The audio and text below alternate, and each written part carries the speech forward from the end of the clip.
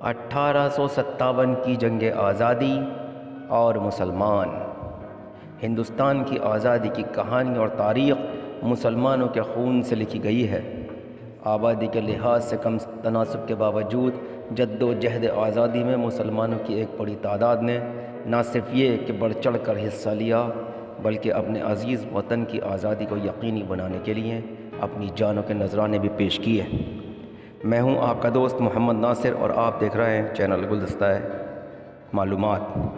آپ کو بتا دیں کہ دہلی کے انڈیا گیٹ پر تقریباً 95,300 مجاہدین آزادی کے نام تحریر کیے گئے ہیں، جن میں سے 61,945 مسلمانوں کے نام ہیں۔ اس کا مطلب یہ ہوا کہ ہندوستان کی آزادی کے لیے انگریزوں کے خلاف اٹھ کھڑے ہونے، لڑنے اور قربانیاں پیش کرنے والوں میں 65% مسلم مجاہدین آزادی تھے۔ آزادی کی جد و جہد میں مسلمانوں نے سب سے زیادہ قربانیاں دیں، لیکن وہ سب قربانیاں عوام کی نظروں سے اوجھل ہیں۔ چلیے آج ہم لوگ ہندوستانی تاریخ میں جھانک کر دیکھتے ہیں۔ ہمیں اپنے بچوں کو بھی ملک کی تحریک آزادی کی حقیقت سے واقف کرانا چاہیے، یہ ہم سب کی ذمہ داری ہے۔ ہندوستان پر انگریزوں کے غازیانہ قبضے اور پھر ان کے خلاف آزادی کی جد و جہد کا جائزہ لیں تو یہ حقیقت سامنے آتی ہے کہ پہلی جد و جہد آزادی حیدر علی اور ان کے فرزند ٹیپو سلطان نے 1780 میں شروع کی۔ 1790 میں پہلی مرتبہ فوجی استعمال کے لیے حیدر علی و ٹیپو سلطان نے میسوری ساختہ راکٹس کو بڑی کامیابی کے ساتھ نصب کیا۔ حیدر علی اور ان کے بہادر بیٹے نے 1780 اور 1790 میں برطانوی حملہ آوروں کے خلاف راکٹس اور توپ کا کامیاب استعمال کیا۔ بیگم حضرت محل پہلی جنگ آزادی کی گمنام سپاہی تھیں، جنہوں نے برطانوی chief commissioner sir Henry Lawrence کو خوفزدہ و شکست خوردہ کر دیا تھا۔ 30 جون 1857 کو چنپاٹ کے مقام پر فیصلہ کن جنگ میں انگریزی فوج کو شرمناک شکست سے دوچار کیا تھا۔ مولوی احمد اللہ شاہ نے ہندوستان کی پہلے جنگ عظیم کو منظم کیا تھا اور اس کی قیادت بھی کی تھی۔ برطانوی راج کے خلاف سازش کے الزام میں اشفاق اللہ خان کو پھانسی دی گئی تھی۔ اس طرح وہ انگریز حکومت کے خلاف جد و جہد کی پاداش میں پھانسی پر چڑھ جانے والے پہلے مجاہد آزادی بن گئے۔ جس وقت اشفاق اللہ کو پھانسی دی گئی ان کی عمر 27 سال تھی۔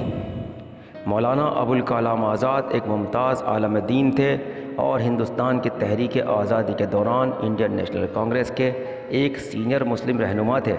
شراب کی دکانوں کے خلاف مہاتما گاندھی نے دھرنے اور گھیراؤ کی مہم چلائی تو اس میں صرف 19 لوگوں نے حصہ لیا اور ان 19 لوگوں میں 10 مسلمان تھے۔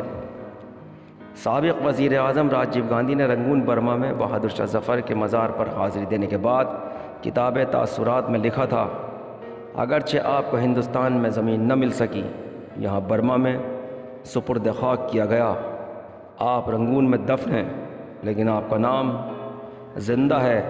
میں ہندوستان کے پہلے جنگ آزادی کی نشانی و علامت بہادر شاہ ظفر کو خراج عقیدت و گلہائے عقیدت پیش کرتا ہوں۔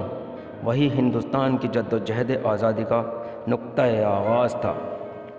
آپ کو یہ بھی بتا دیں کہ MAM امیر حمزہ نے انڈین نیشنل آرمی یعنی آزاد ہند فوج کو لاکھوں روپے بطور عطیہ پیش کیے۔ وہ آزاد ہند فوج کے آزاد لائبریری ریڈنگ پروپیگنڈا کے سربراہ تھے۔ اب اس مجاہد آزادی کا خاندان انتہائی غربت کی حالت میں زندگی گزار رہا ہے۔ ہم میمن عبدالحبیب یوسف فرمانی کو بھی نہیں جانتے۔ یہ وہی شخصیت ہے جس نے اپنی ساری دولت 1 کروڑ روپیہ آزاد ہند فوج کو بطور عطیہ پیش کر دی تھی۔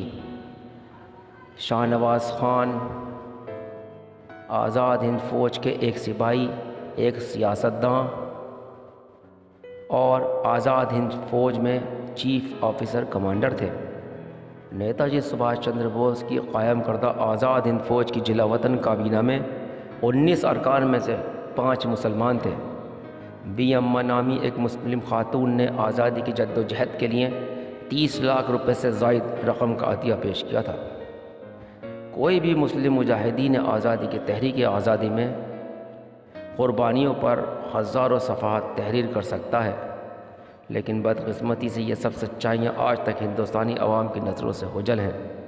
اس کے علاوہ کتابوں میں بھی تاریخ کو توڑ مڑوڑ کر پیش کیا گیا ہے۔ سچائی یہ ہے کہ ووٹوں کے حصول کی خاطر یہ سب ہوا۔